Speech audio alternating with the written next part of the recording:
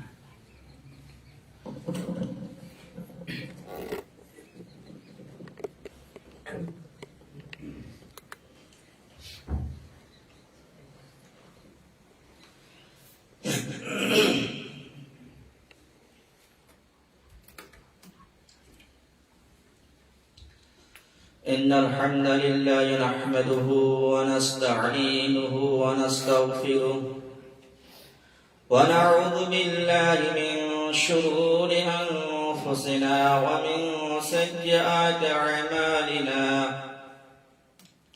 من يهده الله فلا مضل له ومن يضلل فلا هادي له وأشهد أن لا إله إلا الله وحده لا شريك له وأشهد أن محمدا عبده ورسوله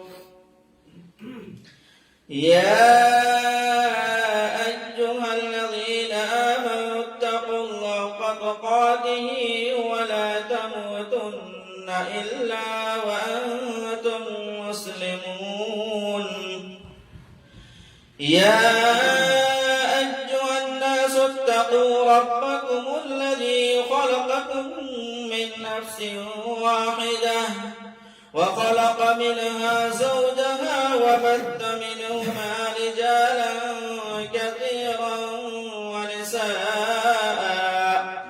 واتقوا الله الذي تساءلون به والأرحام إن الله كان عليكم رقيبا يا أيها الذين آمنوا اتقوا الله وقولوا قولا سديدا يصلح لكم أعمالكم ويغفر لكم ذنوبكم ومن يطع الله ورسوله فقد فاز فوزا عظيما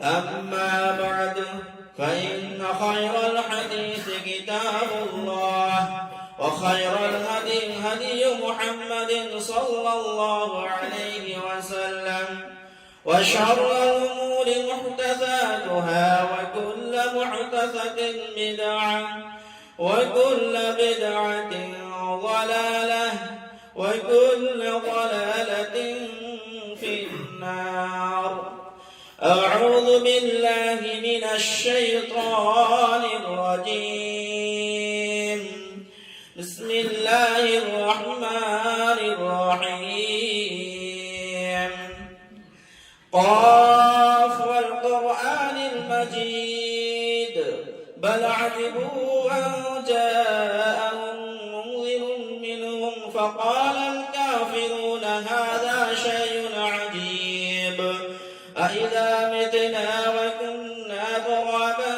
ذلك رجع بعيد قد علمنا ما تنقص الأرض منهم وعندنا كتاب حفيظ بل كذبوا بالحق لما جاءهم فهم في أمر مريج أفلم ينظروا إلى السماء فوقهم كيف بنيناها وزيناها وما لها من فروج والأرض مددناها وألقينا فيها رواسي وأنبتنا فيها من كل زوج بهيج تبصرة وذكرى لكل عبد منيب ونزلنا من السماء ماء مباركا فانبتنا به جنات وحب الحصيد والنخل باسقات لها طلع نضيد رزقا للعباد وأحيينا به بلدة ميتا كذلك الخروج كذبت قبلهم قوم نوح وأصحاب الرس وثمود وقوم تبع كل كذب الرسل بحق وعيد أفعينا بالخلق الأول بل هم في لبس من خلق جديد فقال الله تعالى في مقام آخر يا أيها الذين آمنوا إنما الخمر والميسر والأنصاب والأزلام رجس من عمل الشيطان فاجتنبوه لعلكم تفلحون إنما يريد الشيطان أن يوقع بينكم العداوة والبغضاء بالخمر ويصدكم عن ذكر الله وعن الصلاة فهل أنتم منتهون وعن جابر بن عبد رضي الله عنه قال قال رسول الله صلى الله عليه وسلم كل مسكر حرام فمن شرب الخمر في الدنيا كل مسكر حرام إن على الله لمن شرب المسكر أن يسقى من طين الخبال قالوا يا رسول الله وما طين الخبال قال أرق للنار أو صارق للنار رواه مسلم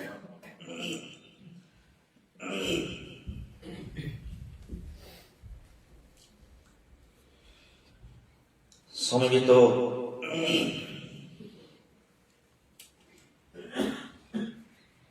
সম্মানীয় শিক্ষক মণ্ডলী ছাত্রবৃন্দ অত্র এলাকা এবং বিভিন্ন স্থান থেকে আগত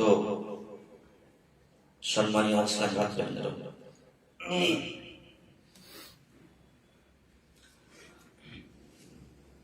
নবী সাল্লাল্লাহু আলাইহি ওয়াসাল্লাম মক্কায় থাকাকালীন তথা মক্কি জীবনে 13 বছর ধরে আরববাসীকে মক্কাবাসীকে বিশ্ববাসীকে তাওহীদের প্রতি আহ্বান করেছেন দাওয়াত দিয়েছেন শিরক এবং বিদআত সম্পর্কে সতর্ক করেছেন আকীদা বিশ্বাসের শিক্ষা দিয়েছেন কিন্তু যখন সাল্লাল্লাহু আলাইহি সাল্লাম মক্কা থেকে মদিনায় আগমন করলেন তখন নবী সাল্লাল্লাহু আলাইহি সাল্লাম মদিনায় 10 বছর ছিলেন তার নবুয়তের সময় সেই 10 বছর ধরে সাহাবীদেরকে তার উম্মতকে ইসলামের বিভিন্ন বিষয়ে শিক্ষা দিয়েছেন হালাল হারাম বৈধ অবৈধ ন্যায় অন্যায় সত্য মিথ্যা ব্যবসা বাণিজ্য লেনদেন বিবাহ শাদী বিভিন্ন বিষয়ে ইসলাম শিক্ষা দিয়েছেন আর আমরা এই মিম্বার থেকে প্রতি জুমায় বিভিন্ন বিষয়ের উপর আমরা বক্তব্য শুনে থাকি বিশেষ করে আমরা অহরহ প্রায় সর্বদাই আমরা শিখ সম্পর্কে, বিরাট সম্পর্কে, দয় সম্পর্কে, আকীদা সম্পর্কে, ঈমান সম্পর্কে আমরা বক্তব্য শুনে আসছি। কিন্তু এছাড়াও আরো ইসলামের অনেক বিষয় রয়েছে যেগুলো যা আমাদের একান্ত অপরিহার্য। কোনটা হালাল, কোনটা হারাম, কোনটা বৈধ, কোনটা অবৈধ, কোনটা ভালো, কোনটা মন্দ, এই সমস্ত বিষয় আমরা জানি একান্ত অপরিহার্য। তাই আমার আজকে আলোচ্য বিষয় হলো মদ এবং নেশাজাত দ্রব্যের বিধান এবং তার ভয়াবহতা। কেননা আজ বর্তমানে সারা বিশ্ব এই তামাকজাত দ্রব্য, মাদক দ্রব্যে হাবুডুবু খাচ্ছে। আজ অধিকাংশ মানুষ, প্রায় 99% মানুষ বিভিন্ন প্রকারে, বিভিন্ন ধরনের মাদক দ্রব্য, নেশাজাত দ্রব্যে নিমজ্জিত, জড়িত। আজকে যেমন আপনারা এই মসজিদে যারা এসেছেন,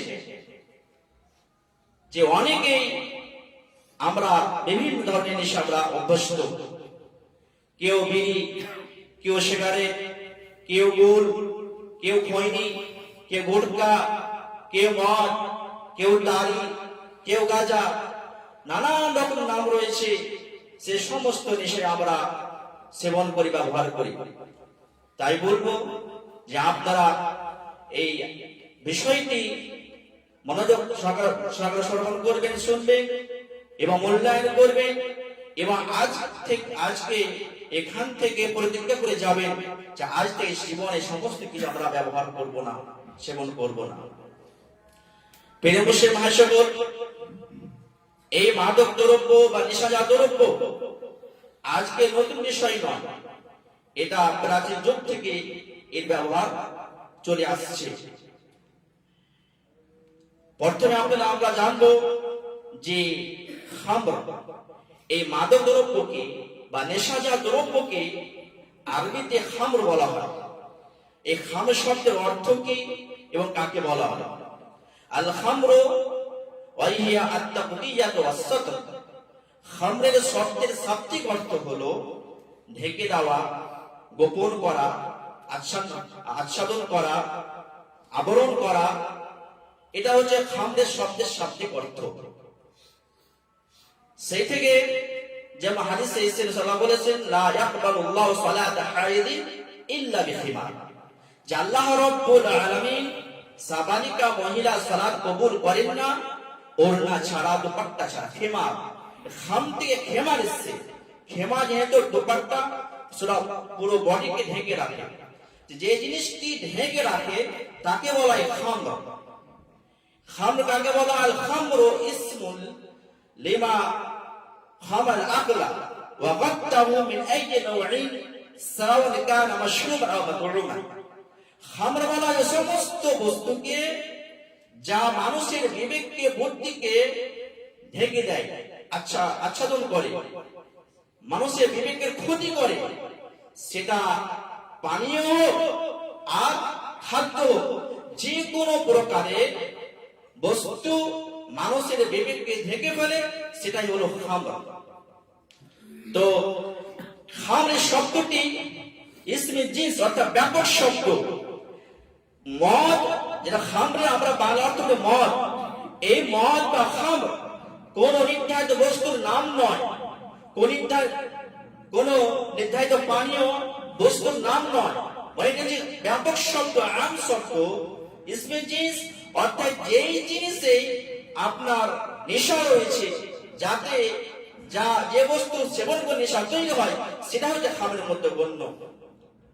তাই আপনার বিড়ি হোক, গুল হোক, খৈনি হোক, যত প্রকারের তামাকজাত দ্রব্য রয়েছে, যত প্রকারের নেশাজাত দ্রব্য রয়েছে, মাদক দ্রব্য রয়েছে, সমস্ত কিছু এই খামরের মধ্যে খামর, সেটাই হচ্ছে হারাম। প্রিয় মুসলিম ভাইসকল, যেমন ওমর রাদিয়াল্লাহু তাআলা আনহু বলছেন, তিনি এই মসজিদ নববীতে মিম্বারে বসে বলে ইয়া আইয়ুহান নাস আম্মা বা'দ ইন্নাহু নাযা তাহরিমুল খামরি ওয়া হিয়া মিন খামসাতিন মিনাল ইনাবি ওয়াত তামরি ওয়াল আসালি ওয়াল হিনতাতি ওয়াশ শারিদ ওয়াল খামর মা খাবাল আকলা। ওমর রাদিয়াল্লাহু তাআলা বলছেন, হে মানব সকল, নেশা মানে নেশাদ্রব্য মূলত তৈরি হয় 5 ধরনের। ইন্নাল খামরা মিন খামসাতিন, নেশাদ্রব্য তখন মদিনায় বা আরবে 5 ধরনের নেশাদ্রব্য তৈরি হতো। আপনার মধু, গমে, জবে, খেজুর, এই 5 ধরনের আপনার মদ তৈরি হতো। তোমার রাদিয়াল্লাহু তাআলা আনহু বলছেন যে এই সমস্ত যে মদ তৈরি হয়, কিন্তু শুনে রাখো ওয়াল খামরু মা খাবাল আকলা, কিন্তু শুধুমাত্র এই 5টি মদই হারাম নয়, এটাই সীমাবদ্ধ নয়, বরং খামর বলে সমস্ত জিনিসকে যা জ্ঞানকে বিবেককে ঢেকে ফেলে। অতঃপর আমাদের বলতে চাইছে যে মদটা নির্ধারিত বস্তুর নাম নয়, যাতেই নেশা রয়েছে সেটাই হচ্ছে খামরের মধ্যে করে, সেই মদ সেটাই হচ্ছে হারাম। তো আমরা এখান থেকে জানতে পারলাম যে মদ কাকে বলা হয় এবং খামর কাকে বলা হয়, তার অর্থ কি এবং তার ব্যাখ্যা কি। প্রিয় মুসলিম ভাইসকল, এই মদ বা নেশাজাত দ্রব্য, মাদক দ্রব্য, এটা আমাদের সমাজে একটা ক্যান্সার। আজ আমাদের সমাজ, পুরো সমাজ নেশাদ্রব্যে মানুষ জড়িত রয়েছে। সমাজে কিছু পাপ এমন ভাবে প্রচলন হয়ে গেছে, চালু হয়ে গেছে, যেটাকে মানুষ পাপ বলে পাপ মনে করে না, পাপ বলে পাপই মনে করে না। আমি মানবী গুল খৈনিক এইগুলো ব্যবহার করে, কিন্তু সে পাপই মনে করে না, অথচ এটা মারাত্মক অপরাধ, মারাত্মক ভয়াবহ পরিণাম। এবং আল্লাহ তাআলা সাল্লাল্লাহু আলাইহি ওয়াসাল্লাম বিভিন্ন ভাবে আমাদেরকে এই থেকে সতর্ক সাবধান করেছেন। যাই হোক, তো নবী সাল্লাল্লাহু আলাইহি ওয়াসাল্লামের সময়ে মদিনায় বা আরবে এটা আমরা 5 ধরনের মদ তৈরি হতো। তো আল্লাহ রাব্বুল আলামিন এই মদকে বা তামাকজাত দ্রব্যকে, নেশাজাত দ্রব্যকে 3টি স্তরে হারাম ঘোষণা করেছেন। 3টি আল্লাহ তাআলা এই নেশাজাত সম্পর্কে 3টি স্তরে 4টি আইন অবতীর্ণ করেছেন।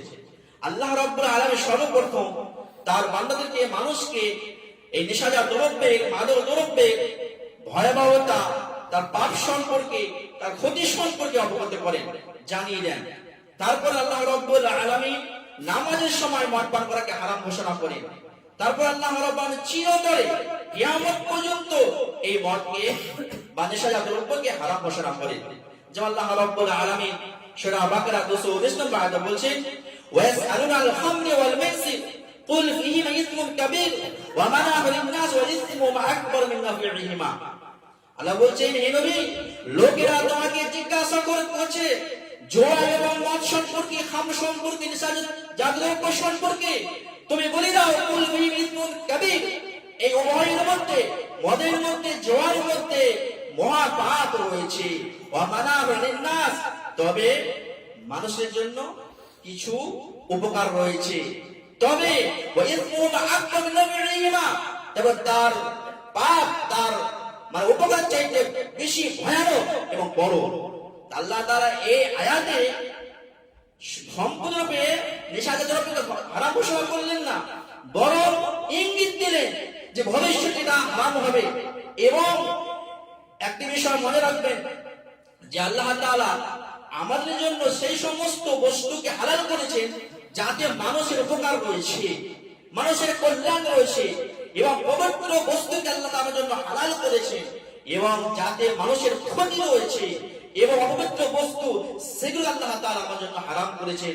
যেমন আল্লাহ তাআলা সূরা আরাফের মধ্যে বলেছেন, ওয়া ইউহিল্লু লাকুম তাইয়্যিবাত ওয়া ইউহাররিমু আল খাবায়েস, তিনি তাদের জন্য পবিত্র বস্তুকে হালাল করেছেন, অপবিত্র বস্তুকে হারাম করেছেন। আল্লাহ তাআলা সূরা বাকরা আয়াতের মধ্যে বললেন যে মদের মধ্যে, জুয়ার মধ্যে মহা পাপ রয়েছে।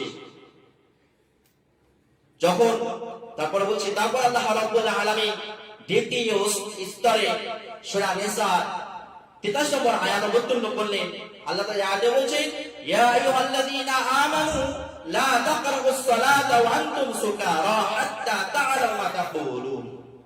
হে ঈমানদার তোমরা নেশাগ্রস্ত অবস্থায় সালাতের ধারে কাছে এসো না, যতক্ষণ না তোমরা যা কিছু বলছো তা বুঝতে পারছো। আল্লাহ তাআলা এই আয়াতে সালাতের সময় মদ পান করাকে বা নেশাজাত দ্রব্য ব্যবহার করাকে হারাম ঘোষণা করলেন। সব সময় জন্য নয়, নামাজের সময় হারাম ঘোষণা করলেন যে নেশাগ্রস্ত অবস্থায় নামাজে আসবে না। এই আয়াতটি অবদান প্রেক্ষাপটে এই যে কিছু সাহাবায়ে কেরাম খাওয়া দাওয়া করে, অর্থাৎ সেই সময় আরবের সময় তৎকালীন সময়ে মদ এবং শরাব দ্রব্য কি ছিল? মানুষের সম্মানের প্রতীক ছিল, সম্মানের প্রতীক ছিল। তারা খাওয়া দাওয়ার পরে মদ পান করত। তো একদিন কিছু সাহাবায়ে কেরাম খাওয়া দাওয়ার পরে মদ পান করে, শরাব পান করে নামাজ পড়তে আরম্ভ করেছেন। সেই নামাজ ইমাম সাহেব কুল ইয়া আইয়ুহাল কাফিরুন লা আবুদু মা তা'বুদুন, লা আবুদু এই লাকে বাদ দিয়ে আবুদু মা তা'বুদু বলে ফেললো, এবং যেখানে যেখানে লা আছে সেই লাকে বাদ দিয়ে দিল। মানে কি হলো? আল্লাহ বলেন লা মা তা'বুদু, বলো হে কাফির দল, তোমরা যার ইবাদত করছো আমি উপাসনা করি না, কিন্তু লা ছেড়ে কি হবে? আমি তার ইবাদত করি, যা তোমার ইবাদত করো। মানে সম্পূর্ণ চেঞ্জ হয়ে গেল। তখন আল্লাহ তাআলা আয়াতটা অবতীর্ণ করলেন। তারপর আল্লাহ রাব্বুল আলামিন 3 নম্বর স্তরে সম্পূর্ণরূপে চিরতরে সর্বপ্রকার মাদকদ্রব্যকে এবং তামাকদ্রব্যকে নেশাদ্রব্যকে আল্লাহ হারাম ঘোষণা করছেন। সূরা মাইদার 90 এবং 91 নম্বর আয়াতে আল্লাহ আয়াতে বলছেন, ইয়া আইয়ুহাল্লাযীনা আমানু ইন্নামাল খামরু ওয়াল মাইসিরু ওয়াল আনসাবু রিজসুম মিন আমালিশ শাইতান ফাজতানিবু লাআল্লাকুম তুফলিহুন। হে ঈমানদারগণ, মদ এবং জুয়া, ইন্নাল খামরু ওয়াল মাইসিরু, মদ, জুয়া, প্রতিমা এবং ভাগ্য নিদর্শনসমূহ রিজসুম মিন আমালিশ শাইতান, শয়তানের অপবিত্র কর্ম। ফাজতানিবু, সুতরাং তোমরা এ থেকে বিরত থাকো। লাআল্লাকুম তুফলিহুন, যাতে তোমরা সফল কাম হতে পারো। ইন্নামা ইউরিদু শাইতান আন ইউকিআ বাইনাকুম আদাওয়াত ওয়াল্লাহ ফিল খামর ওয়াল মাইসির, শয়তান চায় মানুষের মধ্যে এই জুয়া বা মদের মাধ্যমে হিংসা, বিদ্বেষ, শত্রুতা সৃষ্টি করতে, এবং ওয়াসুদ্দা আন যিকরিল্লাহি ওয়া আনিস সালাহ, এবং তোমাদেরকে এর মাধ্যমে আল্লাহ স্মরণ থেকে এবং নামাজ থেকে বিরত রাখতে চায়। ফাহাল তুমতাহুন, তোমরা কি সাবধান হবে না, বিরত হবে না? ইমাম তিবি রাহিমাহুল্লাহ বলেন, এই দুইটি আয়াতে সর্বপ্রকার নেশাদ্রব্য হারাম হওয়ার ব্যাপারে 7টি দলিল রয়েছে, 7টি কারণ রয়েছে, 7টি দলিল রয়েছে। একদম আল্লাহ কি বললেন যে রিজসুন, যে এই মদ হলো, তামাকজাত দ্রব্য হলো অপবিত্র।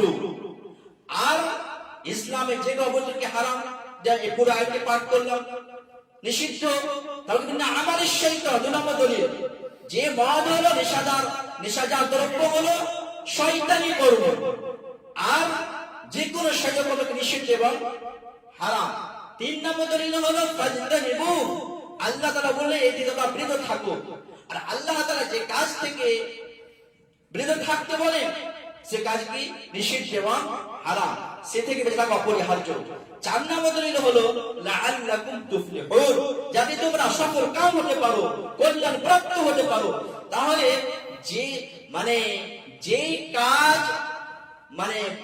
বর্জনের মধ্যে সফলতা রয়েছে, সেই কাজকে বর্জন কি অপরিহার্য। তা আল্লাহ তাআলা এটা বর্জন করতে বলে মানে সেই কাজ করা কি নিষিদ্ধ এবং হারাম। 5 নম্বর দলিল হলো যে শয়তান এই মদের মাধ্যমে মানুষের মাঝে এবং মানুষের হিংসা, বিদ্বেষ, শত্রুতা সৃষ্টি করতে চায়, আর এটা কি নিষিদ্ধ এবং হারাম। আর 6 নম্বর দলিল হলো যে শয়তান এই মদের মাধ্যমে মানুষকে আল্লাহ জিকিরতে, স্মরণ থেকে, নামাজ থেকে বাধা দিতে চায়, এটা হচ্ছে হারাম। আর 7 নম্বর দলিল আল্লাহ তাআলা বলেন ফাহাল তুমতাহুন, তো আল্লাহকে ধমক দিয়ে বলছেন যে তবু তোমরা বিরত হবে না। তাহলে এই 7টি দলিল আমরা পেলাম এখান থেকে, যাবতীয় সর্বপ্রকার নেশাদার দ্রব্য ও মাদক দ্রব্য, তামাকজাত দ্রব্য হারাম, এত কোনো সন্দেহ নেই। সংক্ষিপ্ত সময় যখন আল্লাহ রাব্বুল আলামিন এইভাবে চিরতরে মদ ঘোষণা করলেন, যখন নবী সাল্লাল্লাহু আলাইহি ওয়াসাল্লাম একজন ঘোষক, একজন সাহাবী মদিনায় অলিতে গলিতে রাস্তাঘাটে ঘোষণা করলেন হুরমাতুল খুমর, শরাব সর্বপ্রকার নেশাদারকে হারাম করে দেওয়া হয়েছে। যখন এই ঘোষণা করা হলো, সমস্ত সাহাবায়ে কেরাম যার মত, যার নেশাদার দ্রব্য যে অবস্থায় ছিল, হয়তো কোনো মশকি ছিল, বাড়িতে ছিল, তাকে পাত্র নিয়ে পান করতে যাচ্ছে, এই অবস্থায় সকলে নিজ নিজ নেশাদার দ্রব্যকে সব ফেলে দিল। আনাস রাদিয়াল্লাহু তাআলা বলছেন, সেই দিন মদিনার রাস্তায় মদের স্রোত বয়ে গিয়েছিল, মদের বন্যা বয়ে গিয়েছিল। মানে সাহাবারা কেমন ঈমান দেখুন, যেমনই শুনলেন যে মদকে এবং সর্বপ্রকার নেশাদ্রব্যকে হারাম ঘোষণা করা হয়েছে, সঙ্গে সঙ্গে তারা মান্যতা দিয়ে মেনে নিয়ে সঙ্গে সঙ্গে পরিহার বর্জন করলেন। কিন্তু আজকে আমরা হাজারো বার, লক্ষবার, যতবার শুনি না কেন, আমরা সেটা মান্যতা দিচ্ছি না, মানছি না। তাহলে আমাদের ঈমান কেমন করতে হবে? আমাদের ঈমান পাকা মজবুত করতে হবে। আমাদের মুসলিম মুমিন হয়, আমাদের সমস্ত কথা শোনার পরে মূল্যায়ন করতে হবে, বা আমাদের মধ্যে সমস্ত ব্যাধি থাকে, তা আমাকে এগুলোকে দূর করতে হবে। নবী সাল্লাল্লাহু আলাইহি ওয়াসাল্লাম অপর হাদিসে বলেছেন এই সকল প্রকার নেশাদ্রব্য সম্পর্কে, নবী সাল্লাল্লাহু আলাইহি ওয়াসাল্লাম বলেছেন, কুল্লু মুসকিন খামরুন ওয়া মা আসকারা কাসিরা ফাকালিলু হারাম। রাসূল বলেছেন সর্বপ্রকার নেশাদ্রব্য হচ্ছে হারাম, ওয়া মা আসকারা কাসিরু ফাকালিলু হারাম, যার অধিক মাত্রা ব্যবহারের ফলে নেশা তৈরি হয়, তার অল্প পরিমাণ ব্যবহার করাও হচ্ছে হারাম। অর্থাৎ মনে করেন যে 2-4 ফোঁটা মদ পান করলে নেশা আসবে না, কিন্তু 1 গ্লাস মদ পান করলে নেশা আসবে। বা যারা নেশা ব্যবহার অভ্যস্ত, হয়তো 1-2টি বিড়ি বা সিগারেট ব্যবহার করে সেবন করলে নেশাগ্রস্ত হবে না, কিন্তু 10টি একসঙ্গে ব্যবহার করলে নেশাগ্রস্ত হবে। বা যারা অভ্যস্ত নয়, আমরা যারা অভ্যস্ত নয়, আমাদের পৃথিবী কিনে ব্যবহার করা শুরু করি, মনে হবে যে সারা পৃথিবী ঘুরছে, পাক দিচ্ছে, এবং বমিও শুরু হয়ে যায়, টলে পড়ে যায়। তাহলে আল্লাহ কি বললেন, যে জিনিস অধিক মাত্রা ব্যবহার করলে নেশা আসে, তার অল্প পরিমাণ ব্যবহার করছে হারাম। হয়তো 10টা বিড়ি বা 10টা সে বা 2 গ্লাস মদ পান করলে নেশা আসে, কিন্তু 2-4 চটপটা করলে নেশা আসবে না, কিন্তু সেটাও হারাম। এবং রাসূল বলছেন হাদিসে যে কুল্লু মুসকিন খামরুন ওয়া কুল্লু মুসকিন হারাম, সকল এই বিভিন্ন ভাবে এসেছে যে সকল প্রকার নেশাদ্রব্য হচ্ছে খামর, বা সকল নেশা বস্তু হচ্ছে হারাম, এবং সকল নেশা বস্তু হচ্ছে খামর, সকল মদ হচ্ছে হারাম। এবং রাসূল বিভিন্ন ভাবে বলেছেন।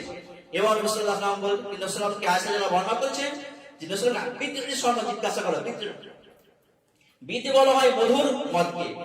রাসূল বললেন কুল্লু শারাবি আসকারা ফাহুয়া হারাম, যে যাবতীয় নেশাদ্রব্য, কুল্লু শারাবি আসকারা, যাবতীয় পানীয় যা নেশা নিয়ে আসে, যাতে নেশা তৈরি হয়, সেটা হারাম।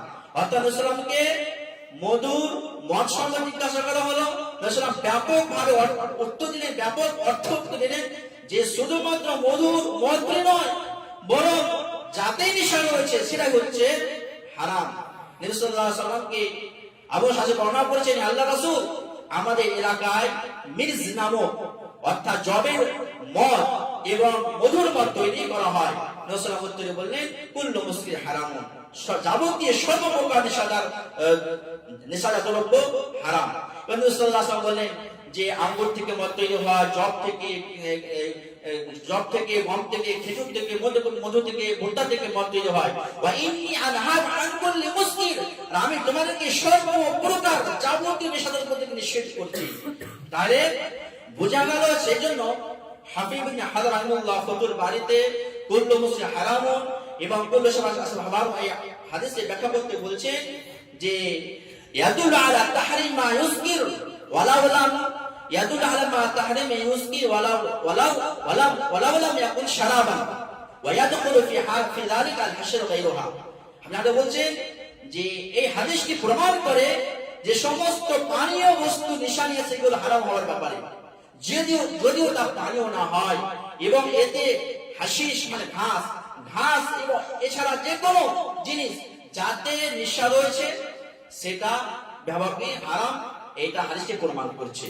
এবং কোন সময় আরো হাদিসে ব্যাখ্যা করছেন যে ওয়া আন্নাহু লাম ইয়ারিদ তাফসীর তাহরীম হাল ইসকার, অর্থাৎ বলতে চাইছেন যে মানে নেশাগ্রস্ত অবস্থার সাথে মাদক দ্রব্য হারাম হওয়া নির্ধারিত নয়, যে নেশাগ্রস্ত হলে হারাম, যেটা আমি পুরো বললাম, আর নেশাগ্রস্ত না হলে হারাম নয় এমনটা নয়, বরং যেই জিনিসে নেশার ক্ষমতা রয়েছে, যোগ্যতা রয়েছে, যেই বস্তুটি ব্যবহার করলে ব্রেনের ক্ষতি করে, ব্রেনকে ঢেকে রাখে, মানুষের বিবেক হারিয়ে যায়, সমস্ত কিছু এর মধ্যে সামনে রয়েছে, সব কিছুই হারাম।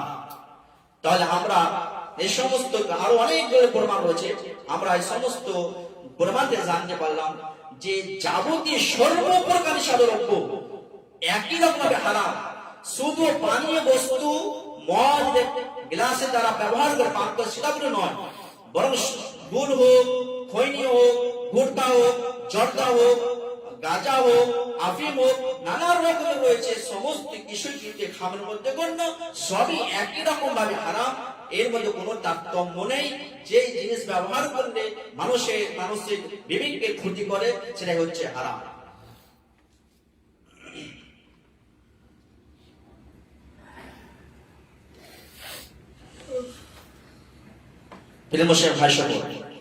এবারে আমরা নেশাজাত এবং মাদক দ্রব্যের ব্যবহারে কুফল এবং তার ভয়াবহ আমরা জানবো।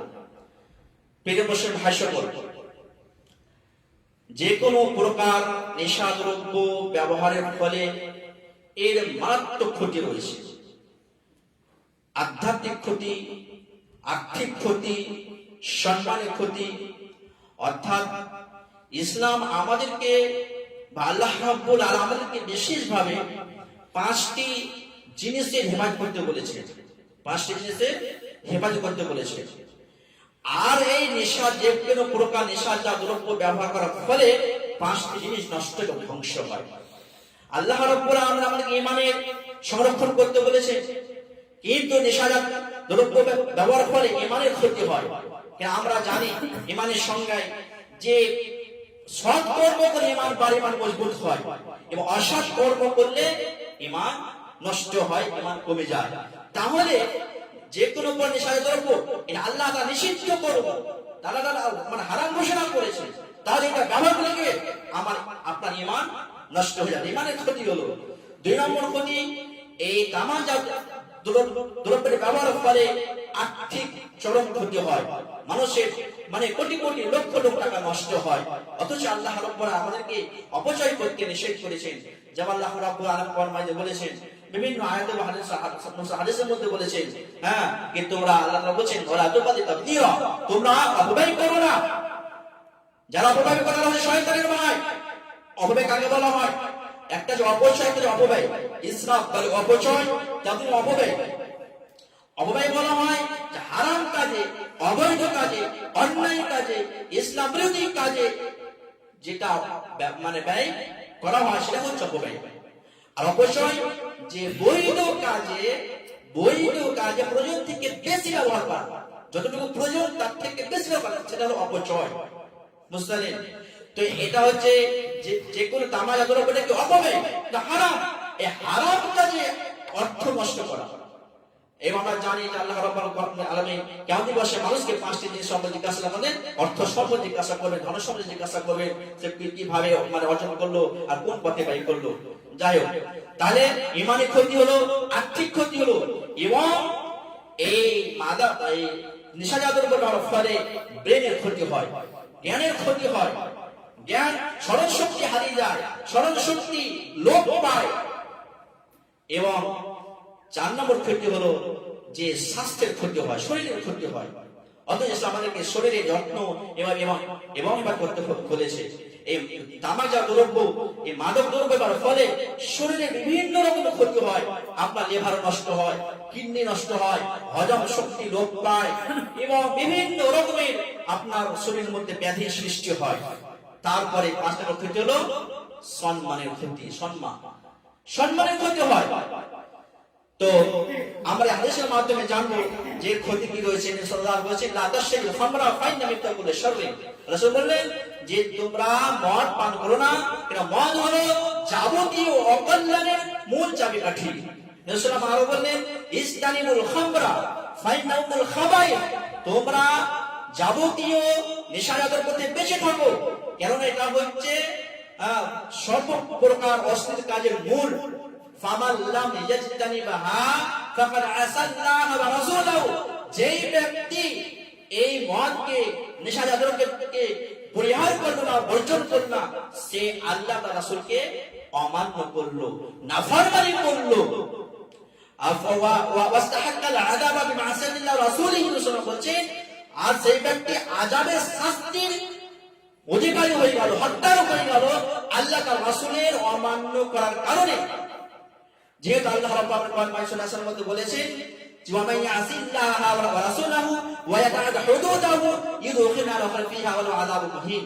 আল্লাহ তাআলা আয়াতে বলেছেন যে যে ব্যক্তি আল্লাহ তার রাসূলকে অমান্য করলো, তার সীমা লঙ্ঘন করলো, আল্লাহ তাকে এমন জাহান্নামে প্রবেশ করাবে যেখানে সে সব সময়ের জন্য অবস্থান করবে, তার জন্য অপমানজনক শাস্তি রয়েছে।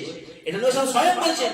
তাহলে নবী বললেন যে তোমরা নেশাজাত দ্রব্য বর্জন করো, সে থেকে বিরত থাকো, আর যে করবে ব্যবহার করছে আল্লাহর অমান্য করবে, আর আল্লাহর অমান্য করার কারণে সে শাস্তির যোগ্য হবে, তার জন্য অপমানজনক শাস্তি রয়েছে। এছাড়া আমরা জানি যে আল্লাহ তাআলা ভাষণের মধ্যে বললেন, আল্লাহ তাআলা বললেন যে রাসূল যা কিছু দিয়েছে তা তোমরা গ্রহণ করো, যা থেকে নিষেধ করে তা বর্জন করো, আল্লাহকে ভয় করো, সে কত শাস্তি দাতা। তা আল্লাহ তাআলা আমাদের সমস্ত কাজ থেকে কর্ম থেকে নিষেধ করেছেন, যেগুলোকে অবৈধ ঘোষণা করেছেন, তার মধ্যে একটি হলো কি নেশাজাত দ্রব্য। তাহলে আমরা যে আল্লাহ তাআলা নিষেধ অমান্য করে নেশাজাত দ্রব্য ব্যবহার করি, তাহলে আল্লাহ আমাদেরকে কঠোর শাস্তি দান করবেন। শুধু তাই নয়, যাবে আমাদের বর্ণিত নবী বলছেন কুল্লু মুসকিন হারামুন ইন্না ওয়াল হাদ লিমান শারিবাল ইন্না হাদান আল্লাহি লিমান শারিবাল মুসকিন ইয়াসমিন তিল খাবার। যাবে আব্দুল্লাহ বলছেন যে নবী সর্বপ্রকার নেশাদ্রব্য হচ্ছে হারাম।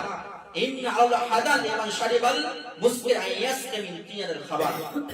আল্লাহ তাআলা অনুগ্রহবদ্ধ সেই ব্যক্তির জন্য যেই ব্যক্তি নেশাদ্রব্য ব্যবহার করবে, আল্লাহ তাআলা তাকে কিয়ামত দিবসে তিনাতুল খাবাল পান করাবে। সাহাবা জিজ্ঞাসা করলেন আল্লাহ রাসূল তিনাতুল খাবাল কি জিনিস?